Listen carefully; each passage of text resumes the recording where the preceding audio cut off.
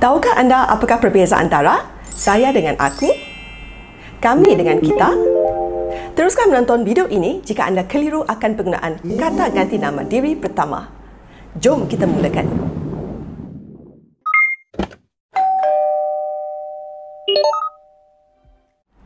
Hai, apa khabar semua? Selamat kembali ke channel Cikgu Shirley.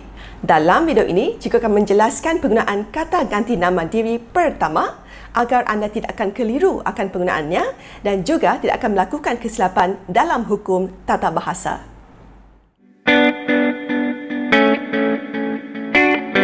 Dalam tata bahasa Bahasa Melayu, kata ganti nama diri ialah kata yang digunakan untuk menggantikan kata nama orang. Kata ganti nama diri pertama ialah kata yang digunakan untuk menggantikan orang yang bercakap. Dalam bahasa Inggeris, I, me, or we. Kata ganti nama diri pertama terbagi kepada dua, iaitu yang berbentuk tunggal dan yang berbentuk jamak.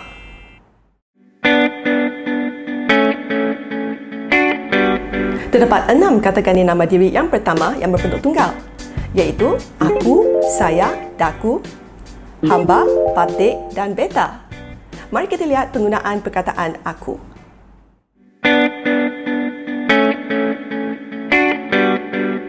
Aku digunakan apabila bercakap dengan kawan yang rapat dan mesra atau ketika berdoa kepada Tuhan.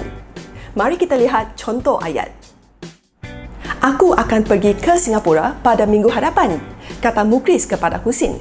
Jadi, Mukris dan Husin mereka berdua ialah kawan baik. Jadi, kita boleh guna aku.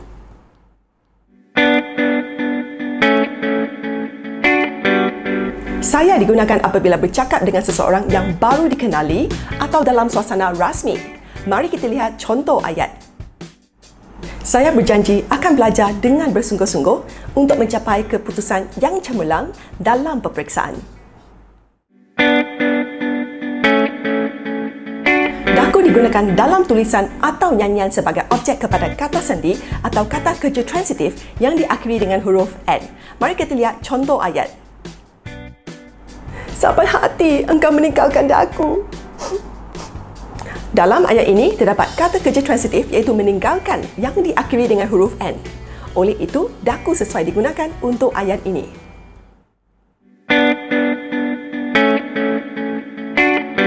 Hamba digunakan pada diri sendiri oleh rakyat biasa pada zaman dahulu. Once upon a time, in the olden days. Mari kita lihat contoh ayat. Boleh hamba tumpang bertanya, apakah nama negeri ini?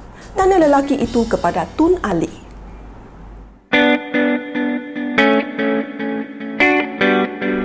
Patik digunakan oleh rakyat apabila bercakap dengan raja atau sultan. Mari kita lihat contoh ayat. Sesungguhnya Patik berasa sungguh gembira atas pertolongan tuanku kepada keluarga Patik, kata Tun Teja kepada sultan. Jadi di sini Tun Teja sedang bercakap dengan sultan. Jadi Patik perlu digunakan untuk ayat ini.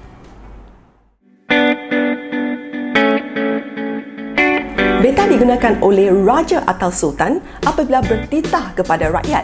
Mari kita lihat contoh ayat.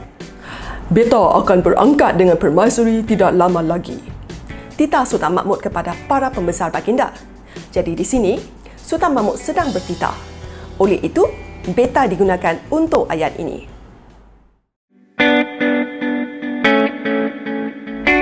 Kami digunakan untuk merujuk kepada diri sendiri serta temannya apabila bercakap dengan orang kedua. Mari kita lihat contoh ayat. Kami bertiga benar-benar berharap agar permohonan kami akan dipertimbangkan oleh pihak yang berkenaan. Jadi di sini merujuk kepada 3 orang. Oleh itu, perkataan kami digunakan untuk ayat ini.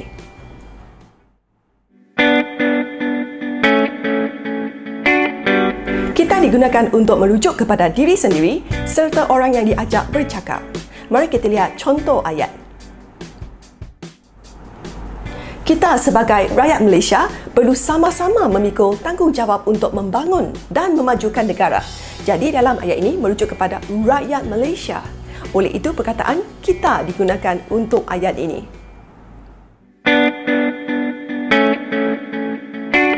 Cuba jawab soalan-soalan yang berikut dalam masa 5 saat bagi setiap soalan. Mari kita mula sekarang. Soalan pertama.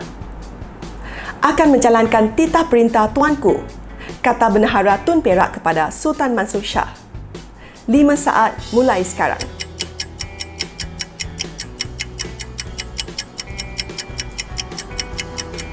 Jawapan ialah Patik akan menjalankan titah perintah tuanku, kata bendahara Tun Perak kepada Sultan Mansur Shah. Jadi, Patik ni merujuk kepada bendahara Tun Perak kerana bendahara Tun Perak sedang bercakap dengan Sultan Mansur Shah. Oleh itu, perkataan Patik digunakan untuk ayat ini. Soalan kedua. Mahu berjumpa dengan guru besar untuk memohon kebenaran mengadakan lawatan ke Muzium Negara, kata Amin dan Hazim kepada kerani itu. 5 saat mulai sekarang.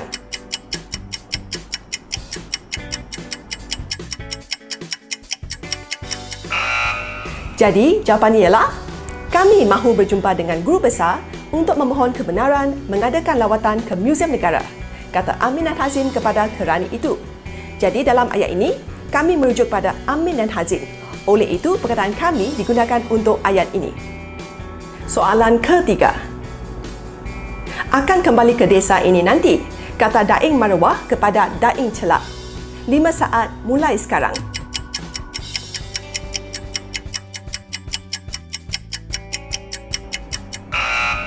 Jadi, jawapannya ialah hamba akan kembali ke desa ini nanti, kata Daing Marwah kepada Daing Celak. Jadi, Daing Marwah dan Daing Celak merupakan orang pada zaman dahulu. Oleh itu, perkataan hamba digunakan untuk ayat ini. Soalan keempat. Perlulah sentiasa menjaga kebersihan kawasan persekitaran. 5 saat mulai sekarang.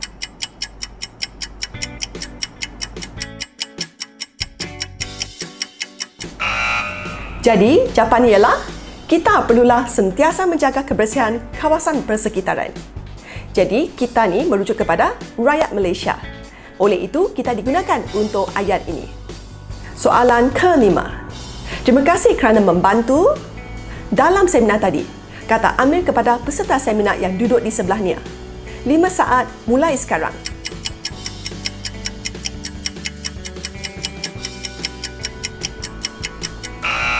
Jadi, jawapannya ialah terima kasih kerana membantu saya dalam seminar tadi, kata Amir kepada peserta seminar yang duduk di sebelahnya.